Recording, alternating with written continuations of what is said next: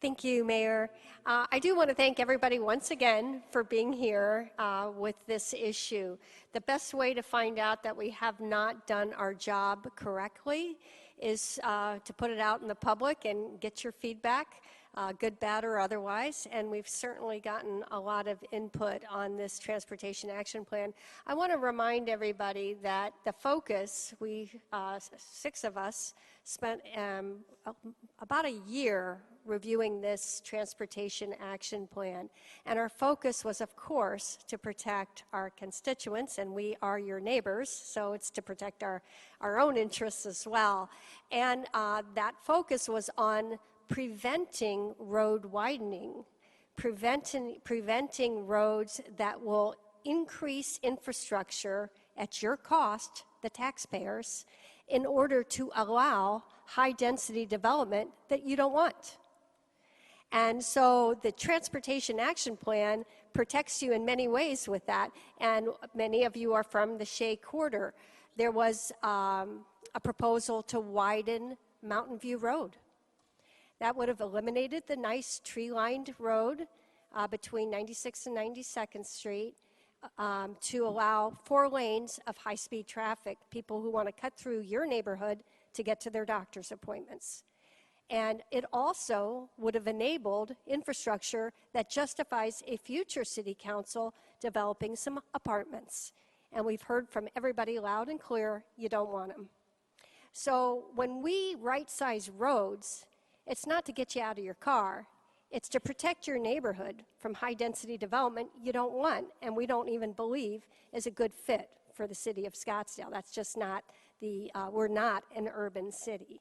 So that was the focus, and I also want to point out that the Transportation Action Plan, and I'm pretty proud of it because it took me 4 years, eliminated a road in the preserve.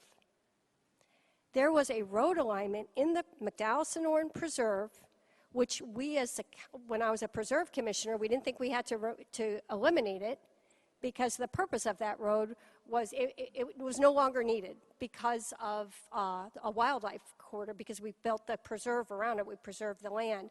But that was going to be built on your dime to enable nothing more than more density in Rio Verde foothills. So that road is no more. It's an emergency access only road that will have gates. So a lot was done on the Transportation Action Plan specifically to protect the constituents who are here today and the 240,000 who didn't show up today. So did we miss something? Oh, heck yeah. Did we hear from you? Oh, heck yeah. What we have is a data-driven table. We look at roads every couple years, and it's not an opinion, it's not public safety, it's data. We look and we count cars. How many cars drove on that road? And we classify the roads based on that. So on table, Mark, you're going to need to get back up. The table, thank you for trying to anticipate the table with the road reclassifications, please. So here's where we made our mistake. We have a road reclassification table. That's completely accurate. But we added in some verbiage saying that maybe, possibly, we're going to also use the same list to put road diets. And that is where everybody exploded. Now, let's look at this. McDowell Mountain Ranch Road is on this list. It didn't automatically mean a road diet. It meant that it was under consideration. Staff reviewed it. They didn't even come to the city council. We would have said no, but they reviewed it. It's a road that is 2 lanes, the entire loop. It's got bike lanes. It's got ADA compliant sidewalks. There's no reason to change it, and we didn't. And I also want to talk about the price. We're being told that we aren't doing potholes because we're doing bike lanes. Okay, forget it. Let's just take that and throw it away. What we do is we take the paving schedule, and when we repave, that's when we look at restriping. Guess what? We have to restripe anyway. So if we restripe one way or we restripe another way, it's the same cost. We're saving you tax dollars. This is the reason your taxes are some of the lowest in the valley. So there aren't, and potholes, okay, 2 different people came to me with pothole issues over the last month and a half. Those potholes were fixed within the week. Okay, we fix potholes. So if you have a pothole, call us. So let's talk about how to fix this, okay? Because we don't have a procedural problem, we have a communications problem with this document. So I do have some suggestions that I want to bring up. And this is based on the incredible input I've gotten from all of you. Some of you have written me a little cranky, but we've gone back and forth with some dialogue and come up with some solutions. And I do want to mention that bicycle safety is safety for drivers too. This is not bicycles versus cars. We have bike lanes all over the city, and nobody's saying get rid of the bike lane. So we're filling a couple gaps, and believe me, I know each and every one of you would be pretty upset if you hit a cyclist like that happened just 3 or 4 weeks ago on 68th Street. But even if you weren't unhappy, I don't think you want to spend the rest of your life in court. It is in your interest as a car driver to make sure you don't hit somebody who's got a disability, you don't hit somebody on a bicycle, you don't hit somebody who's walking their dog, and you don't hit somebody who's also driving a car. So public safety is the reason we do this. The city of Scottsdale has never reconfigured a road to increase congestion, and we're not going to do that moving forward either.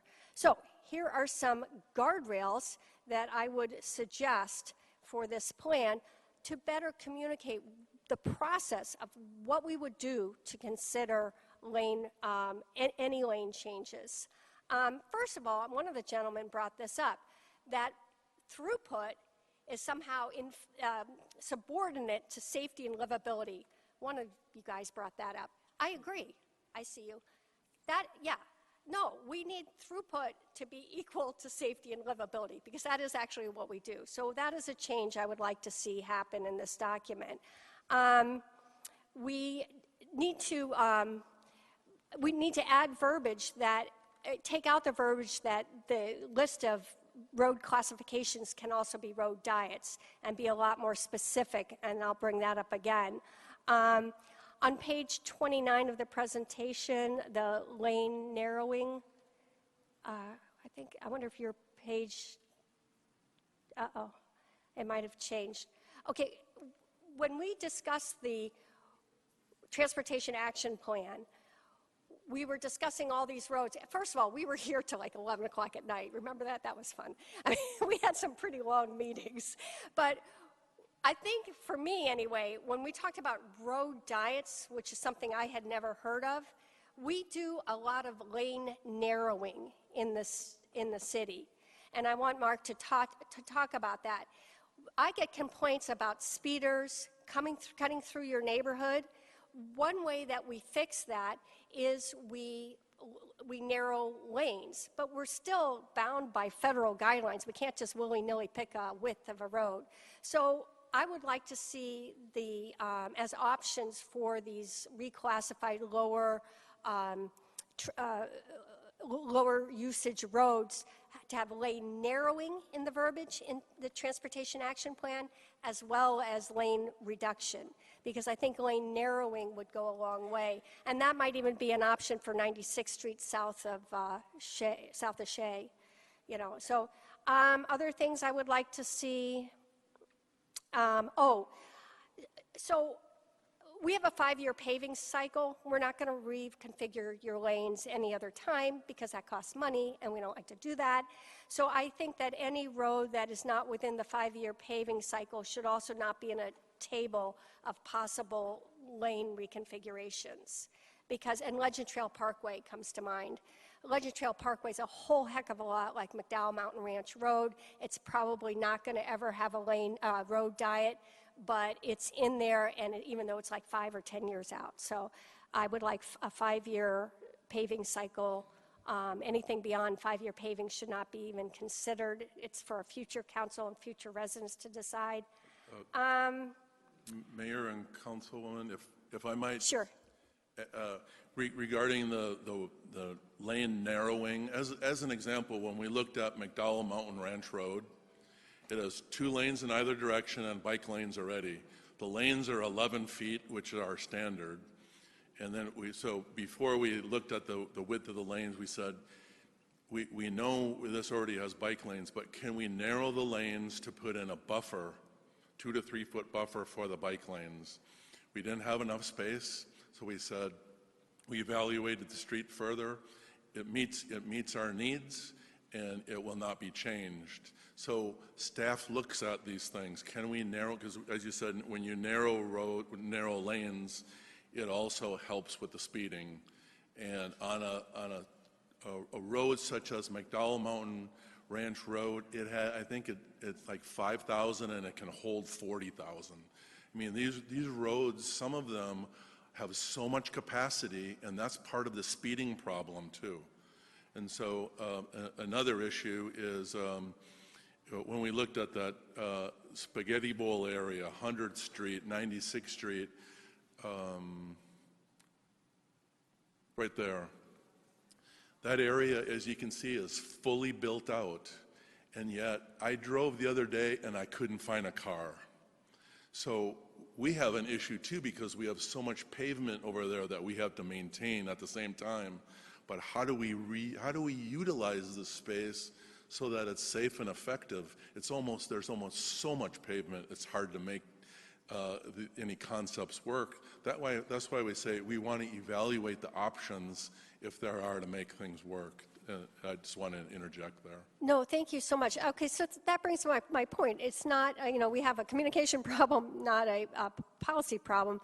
So I would like just language in the Transportation Action Plan that has, again, that includes this lane narrow, includes the 5-year paving cycle. We don't even bring those up or bring those as possibles. And also, it provides more detail on the community input aspect of these decisions, the process, how, just because you're on a list doesn't mean you're going to have your road change, but talk about the community input, talk about public safety data. I agree with Councilwoman Janik that we should have a timeline from when that data, the traffic data is. Let me see if there's any other things.